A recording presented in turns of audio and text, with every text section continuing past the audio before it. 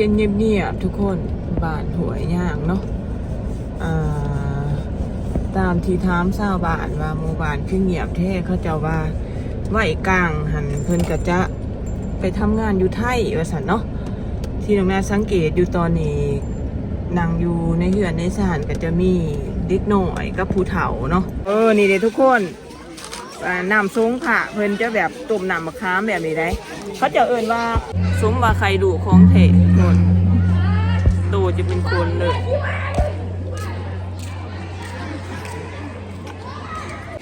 เอิ้นว่าพัดทุกคนโมเมนต์คัดเด้อเอิ้นว่าต้มน้ำมะขามมาพัดผ่าเนาะคุณว่า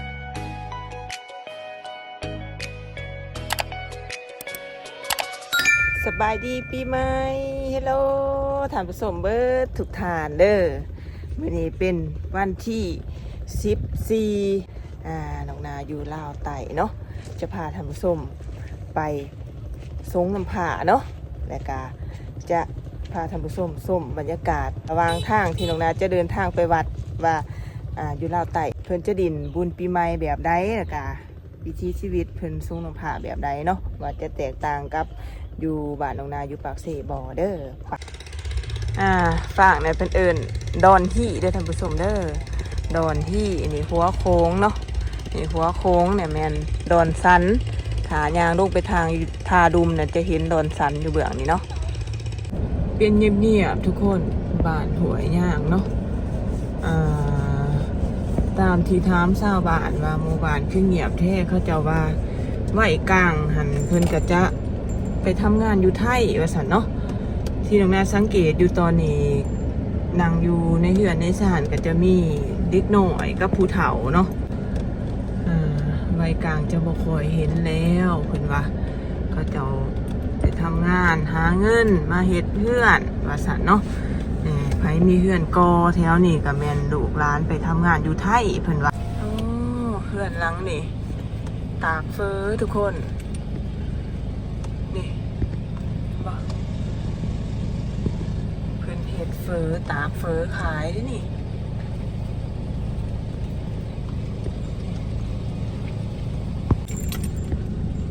เฟอก็คือคนไทยเพิ่นเอิ้นก๋วยเตี๋ยวน่ะเนาะบ้านเฮาจะเอิ้นเฟอ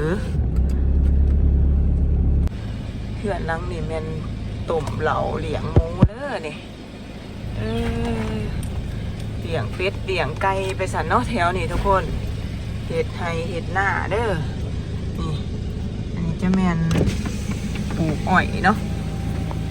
ปลูกอ้อยอันนี้ปลูกอ้อยปลูกพักท่านผู้ชมนี่เดี๋ยวที่บอกเฮือนหลังก่อนี่เขาจะว่าเฮือนหลังนี่ไปทำงานอยู่ไทยได้นี่ลูกหลานเพิ่นที่ไหนเฮือนหลังก่อยังสีงามๆทุกคนเห็นบ่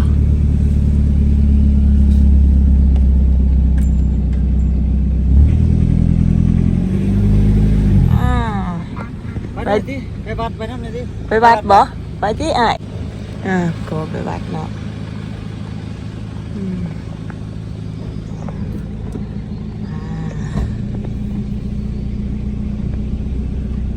เงียบขนาดทุกคนบ้านเพิ่นอันนี้จะเป็นโรงเรียนเนาะโรงเรียนเพิ่นจะจัดงานนี่งานปีใหม่ทุกคนเห็นโตต่างหลายจะมีลำวงเนาะบ้านเฮาเวลามีเทศกาลก็จะมีหมอรำลำวงจังซี่ทุกคนนี่โรงเรียนประถมนี่จัดงานบ่เอื้อยมีเชียร์อาหารบ่เฮ็ดเพิ่นเฮ็ดหยังวงดนตรีปีใหม่บ่โอ้โมเมนต์ล่ำเรื่องเนาะวงดนตรีปีใหม่ก็คือแบบว่าจ้างเป็นวงมาเสพมาห้องมาผ้าชาวบ้านมวลซืนดิสินะทุกคนแต่จะโมเมนต์เป็นหมอลำเนาะจะเป็นเพิ่นเอิ้นว่าวงดนตรีนะนี่แต่ว่าบ้านเพิ่นจะบ่เห็นดินน้ำแคมทางเลยทุกคนเด้อเนาะนี่โอ้เฮือนหลังนี้งามขนาดนี่กอลุมใหม่ถึงตามสังเกตเบิ่งกับกำลังเริ่มนี่ฮะทุกคนยัง บ่แล้ว100%เทื่อเนาะ อยู่ว่าถ้าก็มีเราพูดนี่ โอ้อยู่วัดก็มีบ่ดอกคูณโดยอ้ายเพิ่นว่า ขอบใจทุกอย่างเด้อ โดยบ่เป็นหยังน้องนาเก็บดอกคูณเนาะผู้ที่อ้ายเพิ่นว่าดอกคูณอยู่วัดก็มีเพิ่นว่าทุกคนบ้านเฮาสงฆ์พระก็จะมีดอกคูณงามๆจังซี่เพื่อเอาไปสงฆ์พระเนาะแต่ว่าชาวบ้านห้วยย่างเพิ่นบอกน้องนาว่าอยู่ทางบ้านเพิ่นนี่จะมีใบบักขามอ่อนทุกคนเอามาตุ่มเนาะแล้วก็เพื่อไปคัดผ้าเนาะคันอยู่บ้านน้องนาแล้วก็จะแบบเอาไปสงซื่อๆเด้อจะบ่ได้คัดเนาะเพิ่นว่าชาวบ้านเพิ่นนี่เวลาสงน้องผ้านี่จะเอาตุ่มใบบักขามนี่ไปคัดเดี๋ยวถามเบิ่งน้ำกันทุกคนว่าคัดนี่เป็นแบบใดเนาะน้องนาก็ยังคิดบ่ออกว่าไปคัดแนวใดหั่นน่ะเนาะเดินทางต่อทุกคนวัดกะแถวทางหน้านี่เนาะเพิ่นว่าอันนี้เนาะนี่แม่นหม่องใส่น้ำมันได้นี่ทุกคนใส่น้ำมันรถเนาะนี่เพิ่นเอิ้นว่าปั๊มน้อยนะปั๊มน้อยหาดน้ำมันรถก็นะจะบอกที่ว่าหอยย่างจะเป็นสีเด้อหอยย่างก็จะสีโอ้โดยเพิ่นว่าให้บอกท่านผู้ชมว่าบ้านห้วยย่างเป็นจังซี่เด้อมีบักไม้หลายมีบักขามมีต้นดอกจำปาจังซี่ทุกคนต้นดอกจำปา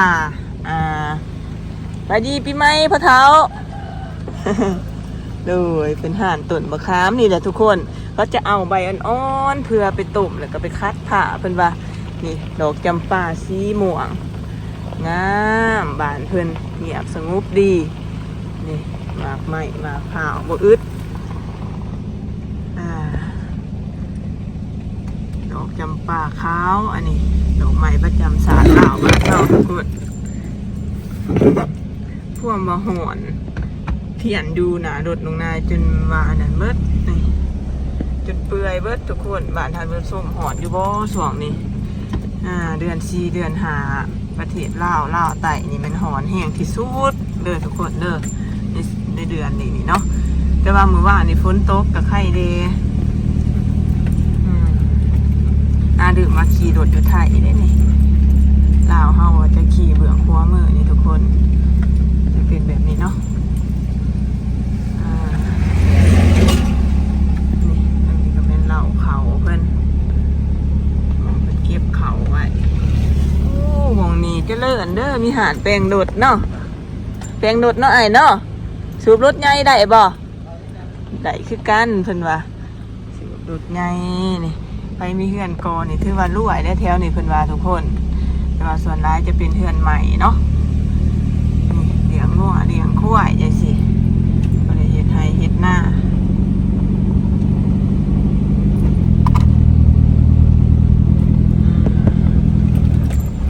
นี่ก็เป็นเฮือนกำลังเฮ็ดใหม่หลังนี่ก็น่าจะแม่นลูกหลานไปไทยคือกันนี่ทุกคนเฮือนกอเจ้างัวผู้สาวโดดงามแท้สาวผู้เพื่อนหลังนี่งามเว้ยนี่เป็นปัดเดินหวานสะอาดขนาดปูสาดนอนท่านผู้ชมนอนนี่เพื่อนหลังนี่อยู่แคมทาเลยหาปูหาปลาบอกม่วงซุกเลยยังบอกเก็บกินนี่เป็นตาเสียดายบ่ยังเกาะมาคุ้งซุกงัวแต่ว่างัวจ้อยอยู่นี่ทุกคนบ่คอยได้กินหญ้าบ่แล้วนี่น้องน้ำมากแห้งอีนี้ก็คือห่านใส่น้ำมันเนี่ยแต่ว่าเพิ่นพักปีใหม่ทุกคนก็ได้บ่เห็นสำเนาะจะเป็นบางน้อยๆดอกนี่ท่านผู้ชมที่น้องนาว่ามีแต่ผู้เฒ่าเด็กน้อยตามที่เห็นนี่เนาะนี่วันนี้เพิ่นก็มีรถถีบไฟฟ้าได้นี่มีรถคนเวียงจันทร์เขามานี่แน่ลุงไซมายามบ้านได้นี่นี่เห็นบ่นี่แต่เพื่อนกอที่ยังบ่แล้วทุกคนด้วยแล้วเอา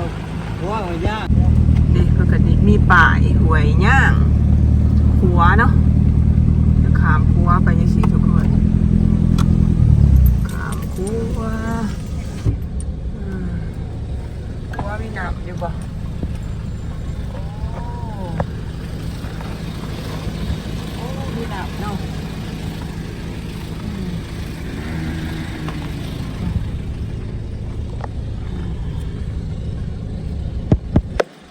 ลมสมบูรณ์เด้อบ้านเพิ่นทุกคน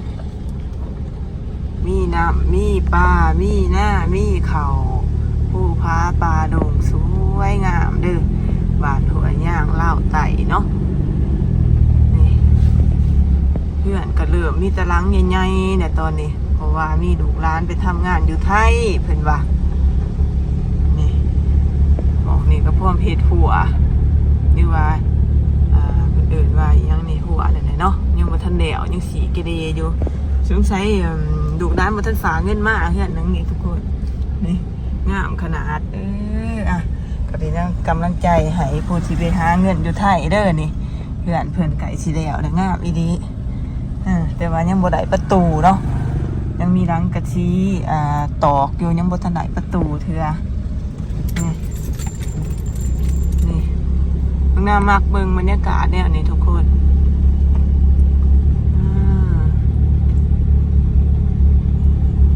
คุ้มนี่เขาเจ้าก็จะกินอยู่เพื่อจริงๆทุกคนโอ้โย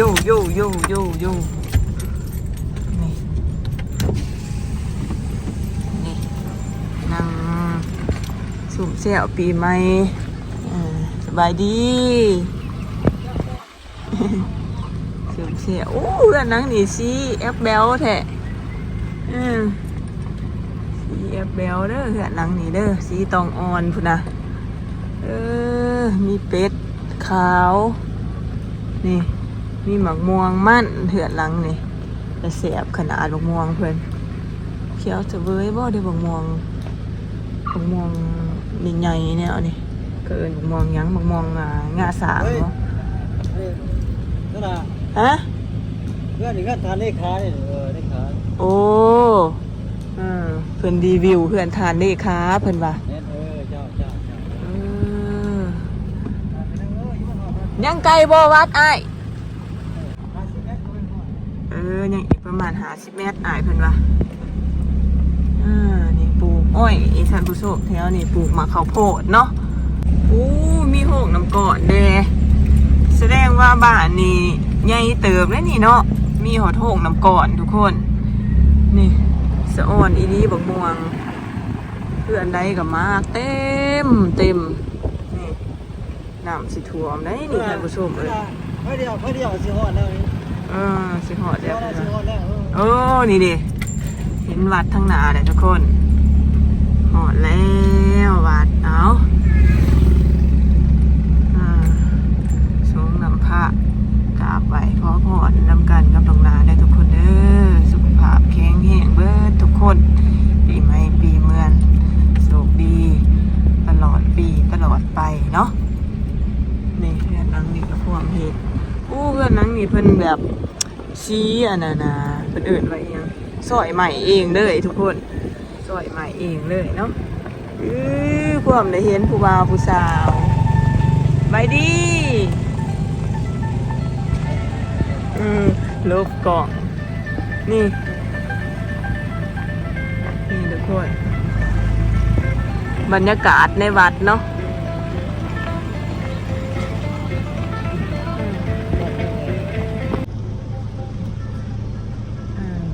เพิ่นเปิดดนตรีมวนขนาดทุกคนเอาไปเด้อพี่บางคนกำลังขี่รถตอกๆมาตอนนี้ขี่รถตอกๆอยู่กลางคันจอกฝนตกเมื่อวานเพิ่นหรือว่าเพิ่นห่อนแดดเนาะตอนนี้เวลา3:31ทุกคนหรือว่า15:31เนาะ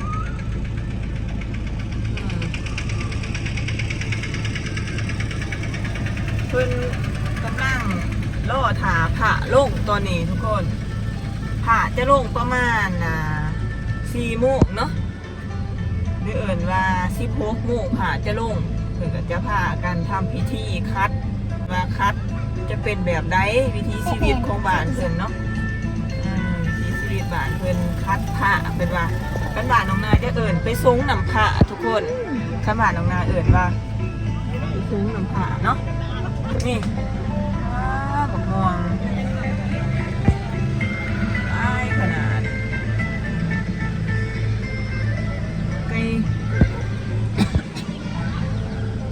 เดี๋ยวมันเหยียบไก่นี่ไก่ไล่ลายวัดบาทเพิ่นนี่ทั้งไก่ตีนะเฮ้หอดแล้วมาเบิ่งวิธีคัดผ่าบาทเพิ่นทุกคนไป หัวย่างเนาะ วัดหัวย่าง โอ้ไขประตูให้เหยียบร้อยอีกอ้าวไหนไกด์นำเที่ยวแบบงงๆทุกคนไหลไกด์แบบงงๆเอ้าอายขึ้นไปเอายังโอ้ของกินจะบ่เป็นยังห่ะตุ่มเปื่อยบ่กะเล้าโอ้ก๋วยเตี๋ยวโอ้เพิ่นบอกภาษาไทยจะไปเคยทำงานอยู่ไทยบ่เคยไปทำงานอยู่ไสฮะจะเคยไปบุรีรัมย์โอ้อายชื่อยังเนาะ วันจันทร์ชี้ข้าวเสือ อายออนจันทร์อยู่บ้านหัวย่างนี่เนาะเพิ่นได้รัดโดดหนองนาว่าขอไปวัดน้ำได้บ่เพิ่นว่าโดยเอ้าโลดหาสงพระเนาะโดยขอบใจเด้อใครประตูให้เหยียบร้อย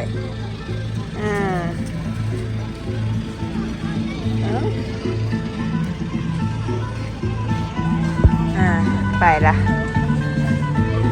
ก็จะมีหน่อยจะสีพายเครื่องเบิ่งว่าจะมีหยังแหน่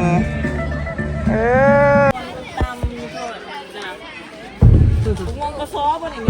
กระซอมองกระซอแบบนี้กระซอใส่ในทางดีแค่นี้ถ่ายใช่ไหม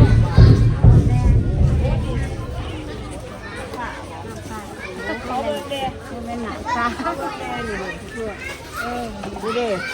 จะขายบ่นี่ของเขาทำกันมาโอ้เห็ดมะซุงนี่บ่นี่เด้ทุกคนน้ำซุงค่ะเพิ่นจะแบบตุ่มน้ำมะขามแบบนี้ได้เขาจะเอิ้นว่าเป็นยังบาทจ้ะเอิ้นว่าตุ่มน้ำมะขามซุงค่ะบ่ได้พัดค่ะ พัดค่ะ พัดเอิ้นว่าพัดทุกคนโมเมนต์พัดเด้อเอิ้นว่าตุ่มน้ำมะขามมาพัดผ่าเนาะคุณว่านี่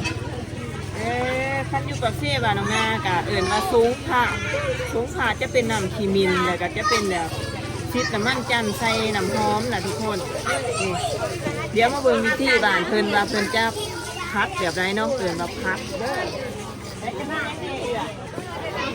จะมีน้ำหอมดังมองจะพายอยู่ค่ะถ้าไปเอาพี่จะเป็นหอมเหรอโอ้จะมีแบบนี้แน่เขาเบิ่งไหนบ่ได้น้ำหอมมีห้าแก้ลาดค่ะเดี๋ยวเอามาหลุมหัวห้าวโอ้ขั้นตอนทับอิฐกับคัดก่อนบ่ขั้นตอนทับอิฐพัดผ่าก่อนเดี๋ยวกะพัดผ่าแล้วแล้วก็จะเอาน้ำหอมนี่ชิดใส่ผ้าแล้วก็จะมาพุ่มหัวเฮาแล้วเฮาจะหมั่นยืนใช่ไหมตามความเชื่อเนาะมีบ้านของนั้นจะเป็นแบบนี้เนี่ยทุกคนแต่ว่าจะบ่มีพิธีพัดผ่าเนาะจะบ่มีจะแบบสูงน้ำหอมเลยนะจะแบบ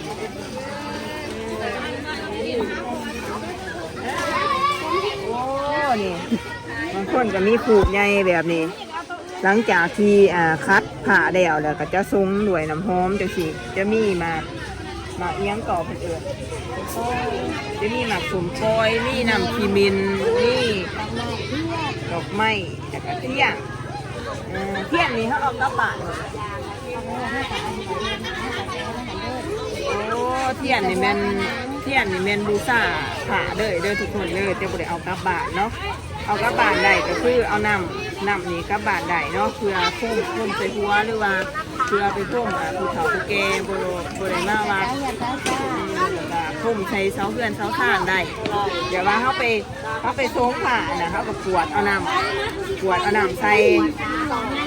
ขวดเอาน้ำเพื่อที่เอากับเพื่อนนะเอากับเพื่อนเพื่อไปโฮเทือนทุกศาสตร์ได้เด้อทุกคนเด้อเดี๋ยวแบบว่าบ้านเพื่อนชุมเย็นจะเดินเพื่อนนอกความเชื่อเนาะ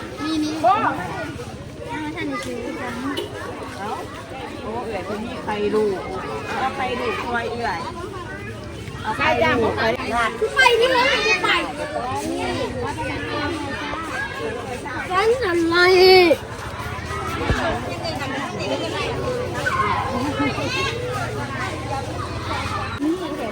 ยืมที่เจอธนาเอาจริงพี่ทูบอกนี่ค่ะก็บุมีทูนี่บุมีก็บุเป็นยังเอาใส่สิแล้วเอามาเอาเจียวมาแบบนี้ ไข่ดูเป็ดทุกคน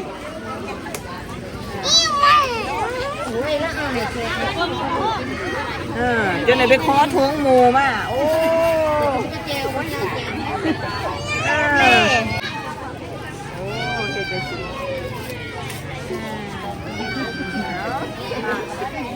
เป็นตัวโอ้ให้2 ถุงผัวโอ้เอาขอบใจ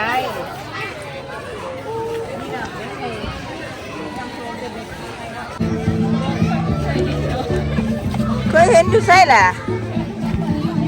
ฮะ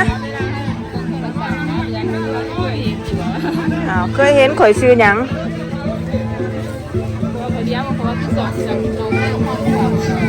ฮะน้องนางพาตัวเป็นตัวน้องเยอะเอาบ่คือตัวบ่คือนั่นบ่ในกล่องกับตัวแท้บ่คือกันบ่ยักษ์เลยเป็นคุณแม่แม่นบ่แม่นแหละโดยเป็นว่าคือคุณมาสั่งหรือว่าน้องนาในกล่องอยากตัวใหญ่เพิ่นว่าแต่ว่าตัวจริงอยากตัวน้อยเนาะขอบใจร้ายเลยโดยอุดหนุนนี่เพิ่นทุกคนทำนี่เบิดละบอก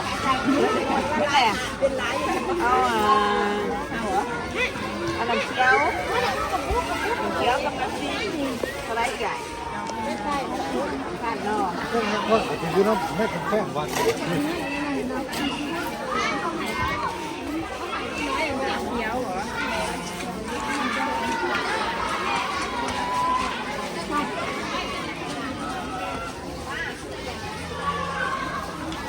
ขาลงจมูกเลยเป็นแลนด์มันกาย3 โมงโอ้แต่ละปีมันลง3 โมงมาสั่นตอนนี้4 โมงเลยยังบ่ลงเถื่อ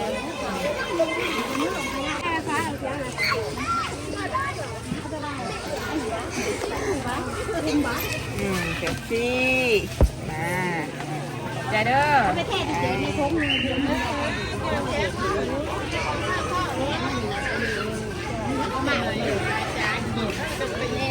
เราไปหาของนางกินนี่ทุกคนเพื่อนจะเอาขาลงมองนี่เนาะนี่น้องนาเห็นเพื่อนกาเกียมนี่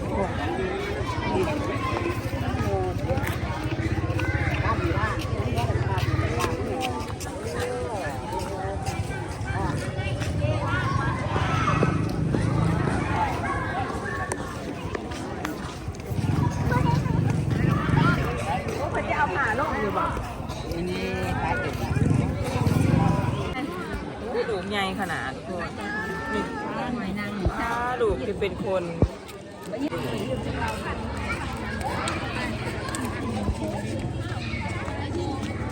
ทั้งหมดจะเป็นคนลูกจะเป็นโตเลยเนาะ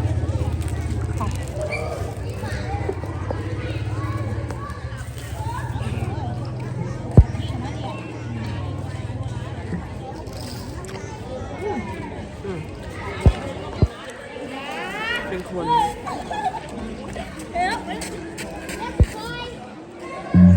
ไข่ดุ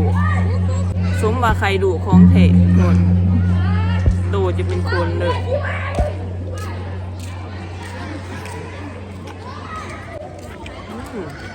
ต้มใบบักขามอ่อนใส่ยังแน่แม่เฒ่าใส่แต่น้ำพี่ใส่แต่น้ำซื่อๆบ่ต้มด้นบ่ต้นจนใบบักขามเปื่อยบ่ขั้นใบบักขามแก่ได้บ่แม่เฒ่าเป็นยังบ่ได้